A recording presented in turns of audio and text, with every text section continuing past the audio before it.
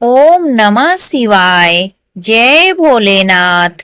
आप सभी का दिन शुभ और मंगलमय हो और भगवान भोलेनाथ की कृपा आप सभी भक्त जनों पर सदैव बनी रहे।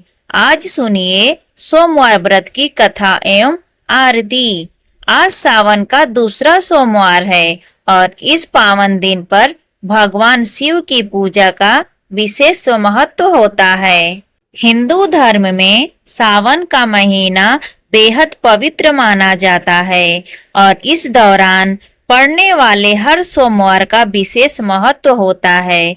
सावन का पहला सोमवार व्रत 14 जुलाई को बीत चुका है। वही आज यानी 21 जुलाई को सावन का दूसरा सोमवार व्रत रखा जा रहा है।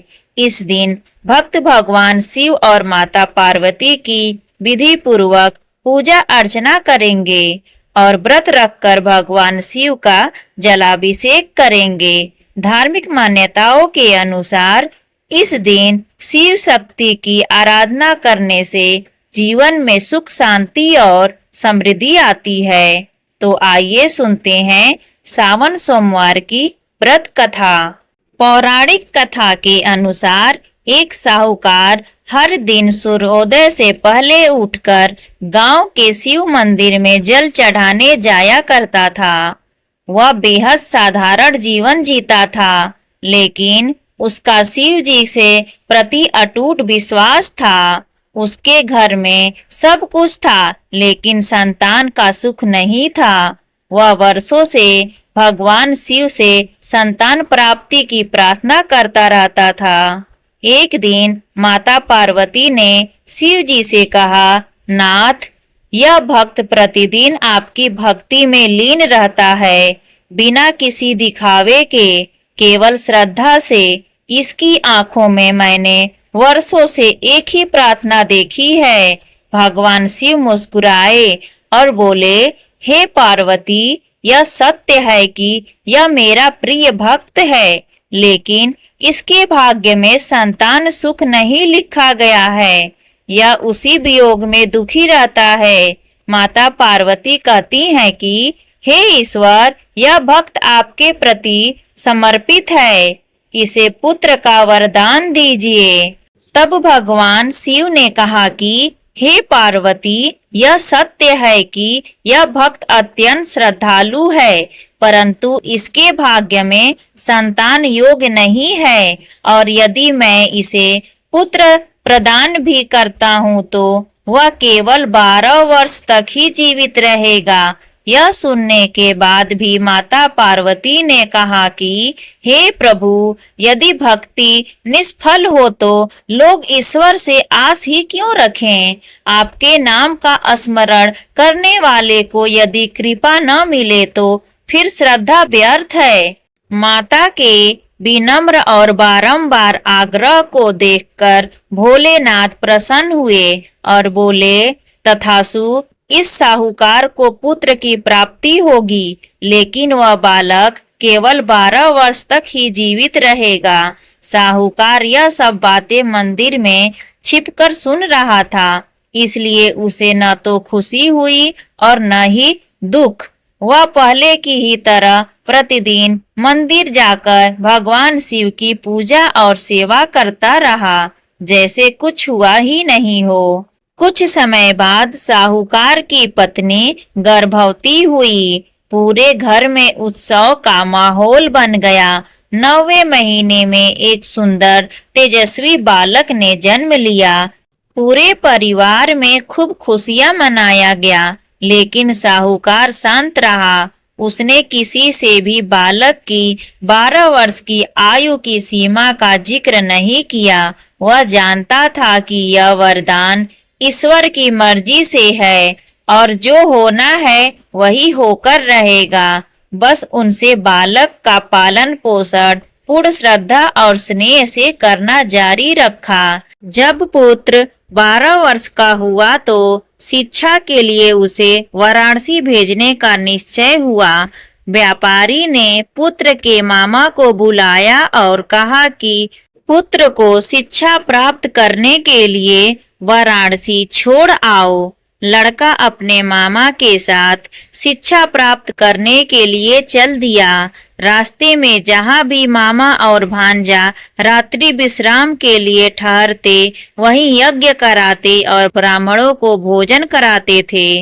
लंबी यात्रा के बाद मामा और भांजा एक नगर में पहुँचे। उस नगर के राजा की कन्या के विवाह की खुशी में पूरे नगर को सजाया गया था। निश्चित समय पर बारात आ गई, लेकिन वर का पिता अपने बेटे के एक आंख से काने होने के कारण बहुत चिंतित था। उसे इस बात का भय सता रहा था कि राजा को इस बात का पता चलने पर कहीं वह विवाह से इनकार न कर दे, इससे उसकी बदनामी होगी। वर के पिता ने लड़के को देखा तो उसके दिमाग में एक विचार आया। उसने सोचा क्यों न इस लड़के को दूल्हा बनाकर राजकुमारी से विवाह करा दूं। विवाह के बाद इसको धन देकर विदा कर दूंगा और राजकुमारी को अपने नगर में ले जाऊंगा। वर के पिता ने इसी संबंध में मामा से बात की। मामा ने धन मिलने के लालच में वर के पिता की बात स्वीकार कर ली। लड़के को दूल्हा के वस्त्र पहनाकर राजकुमारी से विवाह करा दिया गया। राजा ने बहुत सा धन देकर राजकुमारी को विदा किया। लड़का जब लौट रहा था तो सच नहीं छिपा सका और उसने राजकुमारी की ओढ़नी पर लिख दिया, राजकुमारी, तुम्हारा विवाह तो मेरे साथ हुआ था। मैं तो वाराणसी में शिक्षा प्राप्त करने जा रहा हूँ। अब तुम्हें जिस नवयुवक की पत्नी बनाना पड़ेगा वह कान्हा है। जब राजकुमारी ने अपनी ओढ़नी पर लिखा हुआ पढ़ा तो उसने काने लड़के के साथ जाने से इनकार कर दिया। राजा ने सब बातें जानकर राजकुमारी को महल में रख लिया। उधर लड़का अपने मामा के साथ वाराणसी पहुंच गया। गुरुकुल में पढ़ना शुरू कर दिया। जब उसकी आयु 12 वर्ष पूरी हुई तो उसने एक यज्ञ किया। यज्ञ की समाप्ति पर ब्राह्मणों को भोजन कराया और खूब अन्न वस्त्र दान किए। रात को अपने शयन कक्ष में सो गया। शिव के वरदान के अनुसार शयनावस्था में ही उसके प्राण पखेरु उड़ गए। सूर्योदय पर मामा भांजे को मृत्यु देखकर रोने पीटने लगा।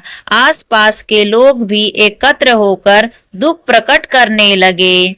मामा के रोने विलाप करने के स्वर समीप से गुजरते हुए भगवान शिव और माता पार्वती ने भी सुने। पार्वती जी ने भगवान शिव से कहा, हे प्राणनाथ, मुझसे इसके रोने के स्वर सहन नहीं हो रहे हैं। आप इस व्यक्ति के कष्ट अवश्य दूर करें। भगवान शिव ने पार्वती जी के साथ अदृश्य रूप में समीप जाकर देखा तो पार्वती जी से बोले, पार्वती, यह तो उसी व्यापारी का पुत्र है। मैंने इसे 12 वर्ष की आयु का वरदान दिया था। इसकी आयु तो पूरी हो गई है। पार्वती जी ने फिर भगवान शिव से निवेदन किया, हे प्राणनाथ, आप इस लड़के को जीवित करें, नहीं तो इसके माता पिता पुत्र की मृत्यु के कारण रो रो कर अपने प्राणों का त्याग कर देंगे। इस लड़के का पिता तो आपका परम भक्त है। वर्षों से सोमवार व्रत करते हुए आपको भोग लगा रहा है। पार्वती के आग्रह करने पर भगवान शिव ने उस लड़के को जीवित होने का वरदान दिया और कुछ ही पल में वह जीवित होकर उठ बैठा। शिक्षा समाप्त करके लड़का मामा के साथ अपने नगर की ओर चल दिया। दोनों चलते हुए उसी नगर में पहुँचे जहाँ उसका विवाह हुआ था। उस नगर में भी यज्ञ का आयोजन किया। समीप से गुजरते हुए नगर के राजा ने यज्ञ का आयोजन देखा। राजा ने उसको तुरंत पहचान लिया। यज्ञ समाप्त होने पर राजा मामा भांजा को महल ले गया और कुछ दिन उन्हें महल में रखकर बहुत सा धन वस्त्र देकर राजकुमारी के साथ विदा किया। रास्ते में सुरक्षा के लिए राजा ने बहुत से सैनिकों को भी साथ भेजा। नगर में पहुंचते ही एक दूत को घर भेजकर अपने आगमन की सूचना भेजी। अपने बेटे के जीवित वापस लौटने की सूचना से व्यापारी बहुत प्रसन्न हुआ। भूखे प्यासे रहकर व्यापारी और उसकी पत्नी बेटे की प्रतीक्षा कर रहे थे। उन्होंने प्रतिज्ञा कर रखी थी कि यदि उन्हें अपने बेटे की मृत्यु का समाचार मिला तो दोनों अपने प्राण त्याग देंगे। व्यापारी ने अपनी पत्नी और मित्रों के साथ नगर के द्वार पर पहुंचा। अपने बेटे के विवाह का समाचार सुनकर पुत्र वधू राजकुमारी को देखकर उसकी खुशी का ठिकाना न रहा। उसी रात भगवान शिव ने व्यापारी के स्वप्न में आकर कहा, हे श्रेष्ठी, मैंने तेरे सोमवार के व्रत करने और व्रत कथा सुनने से संपन्न होकर तेरे पुत्र को लंबी आयु प्रदान की है। व्यापारी बहुत प्रसन्न हुआ। सोमवार का व्रत करने से व्यापारी के घर में खुशियां लौट आई। शास्त्रों में लिखा है कि जो स्त्री पुरुष सोमवार का विधि विधान से व्रत करते हैं और व्रत कथा सुनते हैं, उनकी सभी इच्छाएं पूरी होती हैं। यहाँ पर कथा समाप्त होती है। आइए जानते हैं शिव और पार्वती की एक और कथा। जब भगवान शिव ने क्रोधित होकर दिया था माँ पार्वती को कठोर श्राप, इसके पीछे की क्या कथा है? पौराणिक कथा के अनुसार हिंदू धर्म में भगवान शिव और माता पार्वती सबसे ज्यादा पूजे जाने वाले देवी देवताओं में से एक हैं। माना जाता है कि माता पार्वती ने अनेकों कष्ट सहते हुए जन्मों तक कठोर तपस्या करके भगवान शिव को पति के रूप में पाया था। मान्यता के अनुसार अखंड सुहाग और पति की लंबी उम्र के लिए माता पार्वती का व्रत किया जाता है और माता पार्वती के साथ भगवान शिव की पूजा की जाती है। भगवान शिव और माता पार्वती की जोड़ी अगाध प्रेम का प्रतीक और आदर्श जोड़ी मानी जाती है। लेकिन एक बार भगवान शिव और माता पार्वती से इतने ज्यादा नाराज हो गए थे कि उन्होंने माता पार्वती को श्राप तक दे दिया था। आइए जानते हैं ये पौराणिक कथा। माता पार्वती ने 108 जन्मों की घोर तपस्या के बाद भगवान शिव को पति के रूप में पाया था। माँ पार्वती का भगवान शिव के प्रति अगाध प्रेम था। एक आदर्श पत्नी की तरह माँ पार्वती भगवान शिव की सभी बातों का पालन करती थीं और जब भगवान शिव कुछ बोला करते थे तो उसको पूरे ध्यान से सुनती थीं। एक बार भगवान शिव माता पार्वती को ब्रह्मा ज्ञान देने के लिए सृष्टि की कथा सुना रहे थे। कथा सुनाते सुनाते माँ पार्वती किन्हीं दूसरे विचारों में खो गईं। जैसे ही भगवान शिव को इस बात का एहसास हुआ कि माँ पार्वती उनकी बातों पर ध्यान नहीं दे रही हैं, तब उन्होंने माँ पार्वती से पूछा कि क्या आप मेरे द्वारा सुनाई जा रही कथा को सुन रही हैं? लेकिन माँ पार्वती कहीं और खो गई हुई थीं, इसलिए उन्होंने भगवान शिव के सवाल का कोई उत्तर नहीं दिया।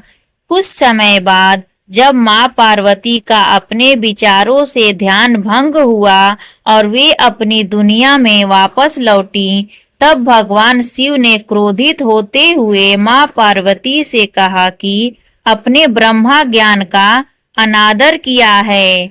जब किसी से शिक्षा या ज्ञान लिया जाता है तब ध्यान भंग नहीं होना चाहिए, और अगर ऐसा होता है तो ये दंडनीय है। इसके बाद भगवान शिव ने दंड स्वरूप माँ पार्वती को श्राप दिया कि अब आपका जन्म किसी मछुआरे परिवार में होगा। माँ पार्वती को अपनी गलती का एहसास हुआ, पर तब काफी देर हो चुका था और भगवान शिव उनको श्राप दे चुके थे। अब दुख में डूबी हुई माँ पार्वती मछुआरों के एक गांव में पहुंची। इस गांव के मुखिया की कोई संतान नहीं थी। एक दिन वो मछली पकड़ने के लिए तालाब जा रहा था, तब उसको रास्ते में एक पेड़ के नीचे एक कन्या बैठी हुई मिली, जो कि वास्तव में कन्या के रूप में माँ पार्वती थी। वह नन्ही कन्या पूरी तरह से वहां अकेली थी, उसके साथ कोई भी नहीं था।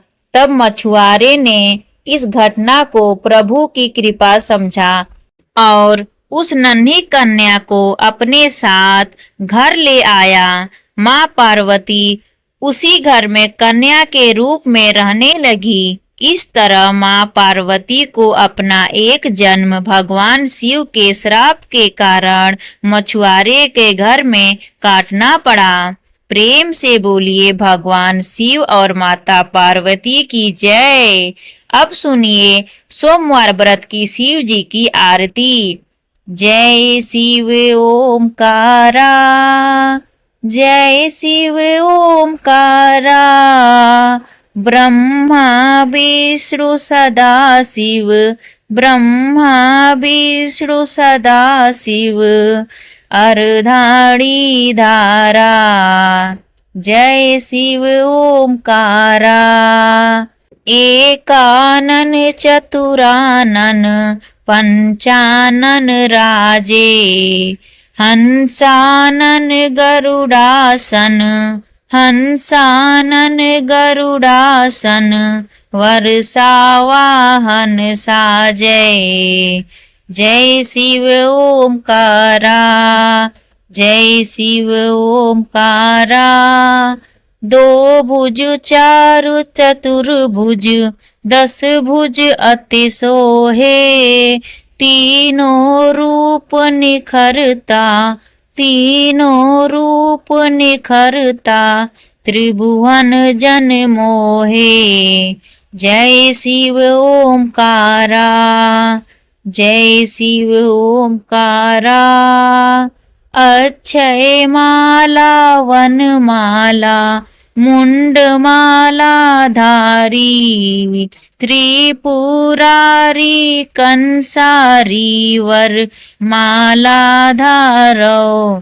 जय शिव ओमकारा, जय शिव ओमकारा, श्वेतांबर पीतांबर बाघंबर अंगे, सनकादि ब्रह्मादिक भूतांदिक संगे। जय शिव ओमकारा, जय शिव ओमकारा, कर में श्रेष्ठ कमंडलू, कर में श्रेष्ठ कमंडलू, चक्र त्रिशूल धरता, जग करता जग हरता, जग करता जग हरता, जग पालन करता। जय शिव ओमकारा, जय शिव ओमकारा, ब्रह्मा विष्णु सदा शिव, ब्रह्मा विष्णु सदा शिव, जानत अविवेका, प्राणवाचर के मध्य ये तीनों एका। जय शिव ओमकारा, जय शिव ओमकारा, त्रिगुण शिव जी की आरती, त्रिगुण शिव जी की आरती, जो कोई गावे कहत शिवानंद स्वामी, कहत शिवानंद स्वामी, सुख संपत्ति पावे। जय शिव ओमकारा, जय शिव ओमकारा, प्रेम से बोलिए हर हर महादेव। ओम नमः शिवाय।